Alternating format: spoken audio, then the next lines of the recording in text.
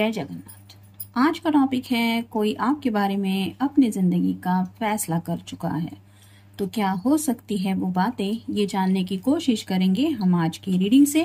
Tarot में से लेंगे 7 कार्ड्स और ओरेकल में से भी लेंगे, फेरी का गाइडेंस लेने वाले हैं उसमें से भी लेंगे 7 मैसेजेस। तो शुरुआत करते हैं हम कार्ड शफल करके।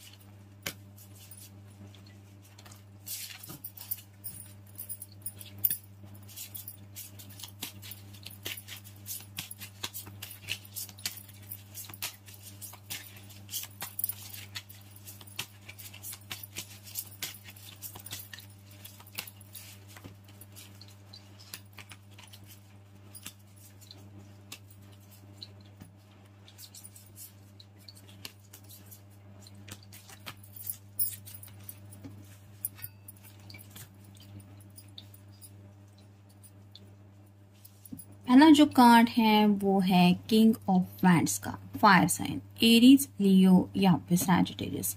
जैसे यहाँ पे एक डॉग है वो रिप्रेजेंट करता है लॉयल्टी को, तो ये पर्सन जिंदगी में ऐसी कोई एक्शन लेना चाहते हैं जिसकी वजह से उनके ऊपर ये ब्लेम न लगे कि उन्होंने किसी को धोखा दिया है।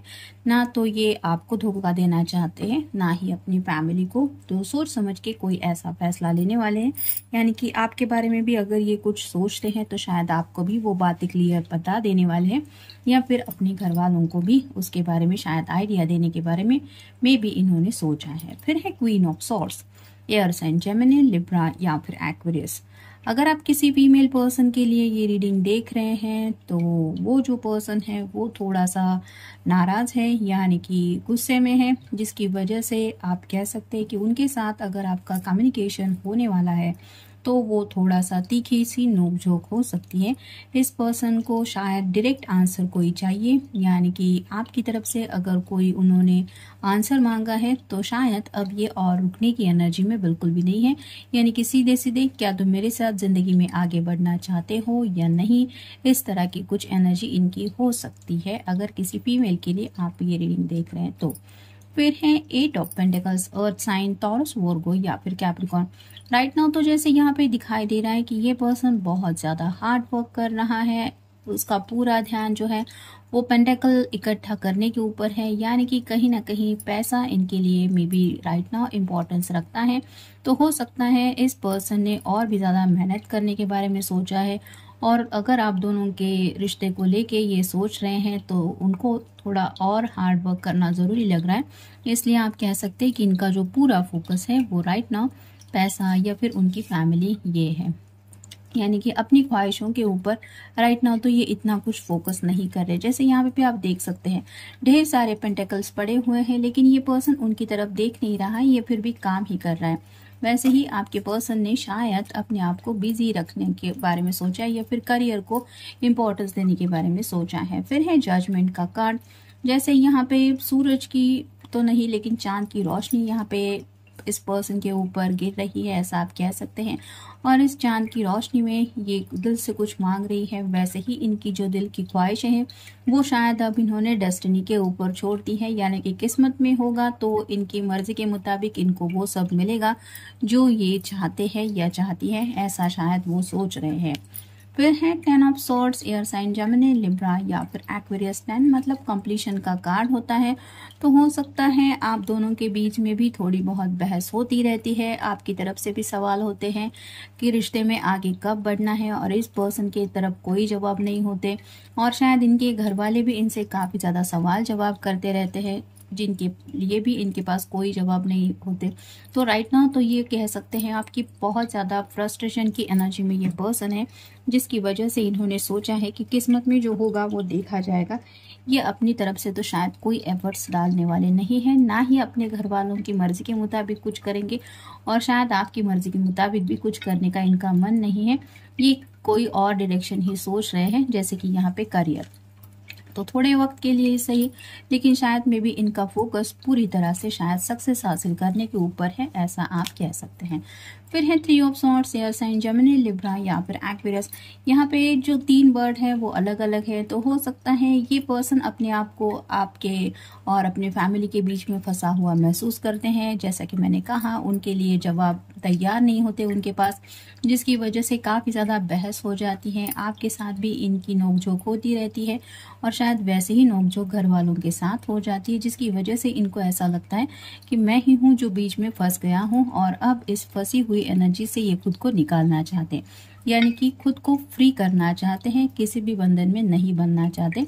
अपने घर वालों की मर्जी के मुताबिक भी शायद ये कोई फैसला नहीं लेने वाले और ना ही ये आपको शायद कोई कमिटमेंट देने के मूड में है। फिर है four of wands, fire sign, Aries, Leo या फिर सैजिटेरियस। मोस्ट ऑफ द बाकी के कार्ड्स में ये कार्ड शादी का माना जाता है, लेकिन यहाँ पे आप देख सकते हैं शादी जैसा कोई भी माहौल नहीं है। ये जो छोटी लड़की है वो खुश है कि उसका ट्री हाउस बन गया। अब ये छोटी है, इसके लिए ये इम्पोर्टेंस रखता है कि इसका ये सपनों का ड्रीम हाउस रेडी है, लेकिन हमेशा के लिए तो कोई ऐसे ट्री हाउस में नहीं रह सकता। ये सिर्फ उसकी एक फेज है कि हाँ ये मेरा है, यहाँ पे मैं रह सकती हूँ, लेकिन 24/7 या फिर अपनी उम्र के आखिरी पड़ाव तक तो उस घर में नहीं रहने वाली, यहाँ तक ये सोचने वाली नहीं है। इसके लिए बस ये टेम्पररी हैप्पीनेस इम्पोर्टेंस रखता है।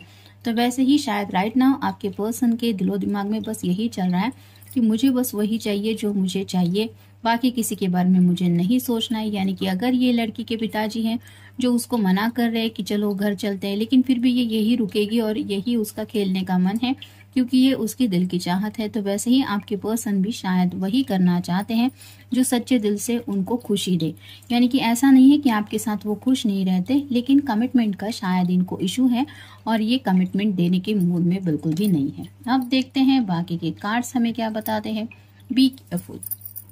तो शायद उन्होंने काफ़ी कुछ सोचा है और उनको यही समझ में आ गया है कि सोच समझ के ही कोई फैसला लेना चाहिए। जैसे यहाँ पे भी मैंने कहा कि ये पर्सन ना तो आपको कुछ आपका दिल दुखाना चाहते हैं और ना ही अपने घर वालों का दिल दुखाना चाहते। तो सीधे सीधे अगर आप कहें कि ये अपने फ्यूचर के बारे में काफ़ी ज़्यादा सोच रहे हैं, आपके साथ इनका फ्यूचर क्या है, इनके घर वालों ने अगर इनका साथ छोड़ दिया तो इनका फ्यूचर क्या है, ऐसी कई सारी बातों को लेके ये सोच रहे हैं और इसीलिए केयरफुल होके ही कोई फैसला ले रहे हैं। फिर है ट्रस्ट। तो कहीं ना कहीं इन्हें पता है कि आप भी इनके ऊपर भरोसा करते हैं और इनके घर वाले भी हैं और इसीलिए इस ट्रस्ट को ये तोड़ना नहीं चाहते। यानी कि अगर ये आपके साथ आगे बढ़ने को तैयार हैं तो आपको बता देंगे और नहीं तैयार है तो उसके पीछे क्या वजह है ये भी शायद वो आपको या अपने घर वालों को बता देंगे, क्योंकि उन्हें पता है कि ये ट्रस्ट आपके लिए भी क्या मैटर करता है। फिर है इमोशनल स्टेबिलिटी। तो राइट नाउ जैसा कि मैंने कहा कि हो सकता है ये काफ़ी ज़्यादा फ्रस्ट्रेटेड है, जिसकी वजह से उन्हें लगता है कि बस मुझे रिलैक्स होना है और इसीलिए उन्हें इमोशनल स्टेबिलिटी चाहिए। यानी कि घर वालों से भी उनके दिल का एक रिश्ता है और साथ ही साथ अगर आपसे भी ऐसा गहरा रिश्ता वो महसूस करते हैं दिल से, तो उन्हें थोड़ा सा डिस्टर्बिंग ज़्यादा फील हो रहा है, जिसकी वजह से वो कोई भी डिसीजन शायद लेने के मूड में बिल्कुल भी नहीं है। फिर है चूज वाइजली।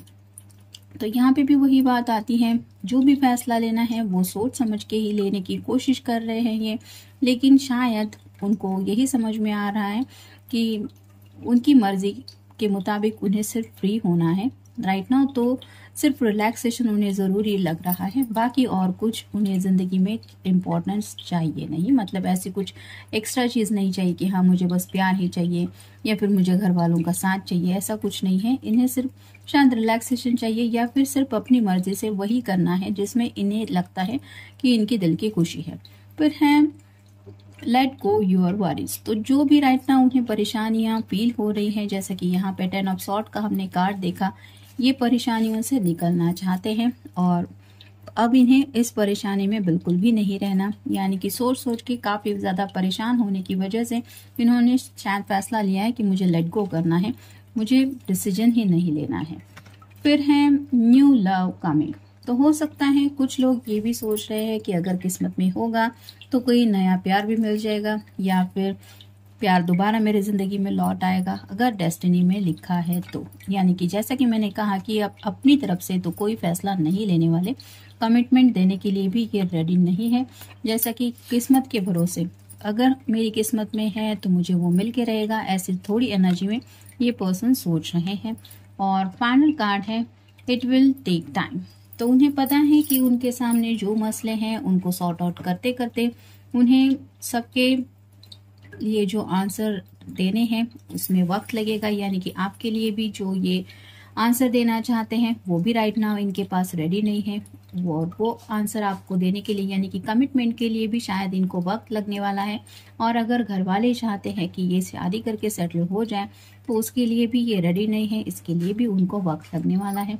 तो राइट नाउ आप कह सकते हैं कि इस पर्सन ने सिर्फ खुद के ऊपर फोकस करने के बारे में सोचा है, ना तो इम्पोर्टेंस देने हैं फैमिली को, ना ही इम्पोर्टेंस देनी है प्यार को। तो खुद के बारे में सोचना है, खुद को परेशानियों से निकलना है और जो होगा वो देखा जाएगा। इस तरह की एनर्जी में ये सोच रहे हैं। तो ये था रीडिंग। मिलेंगे नेक्स्ट रीडिंग में।